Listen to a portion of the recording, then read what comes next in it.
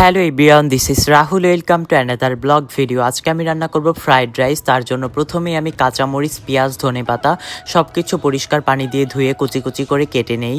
এরপর প্যানের ভিতর দিয়ে দেই পরিমাণ মতো তেল, তারপর দিয়ে দেই পেঁয়াজ ও কাঁচামরিচ কুচি এবং নাড়াচাড়া করে দিয়ে দেই পরিমাণ মতো লবণ।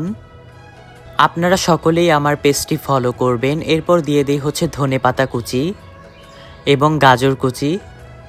তারপর সব কিছু দিয়ে নাড়াচাড়া করতে করতে দিয়ে দিই জিরার গুঁড়া ও হজের গুঁড়া এবং হলুদের গুঁড়া। সব কিছু দিয়ে সুন্দরভাবে নাড়াচাড়া করে দিয়ে দিই 2টা ডিম।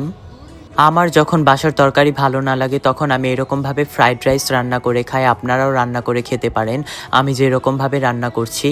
তারপর সব কিছু সুন্দরভাবে নাড়াচাড়া করে দিয়ে দিই 1 প্লেট ভাত। ভাতটা দিয়ে সুন্দরভাবে নাড়াচাড়া করে সব কিছু মিক্স করে নেই। আপনারা সকলেই আমার পেস্টটি ফলো করবেন এবং আমি যেরকমভাবে ফ্রাইড রাইস রান্না করলাম আপনারাও বাসায় এরকমভাবে ফ্রাইড রাইস রান্না করে খেতে পারেন, অনেক মজা হয়। এরপর দিয়ে দেই টমেটো সস। টমেটো সসটা দিলে আরও বেশি মজা লাগে। এরপর সব কিছু নাড়াচাড়া করে মিক্স করে ফেলি এবং দেখুন আমার ফ্রাইড রাইসের ফাইনাল রেজাল্ট।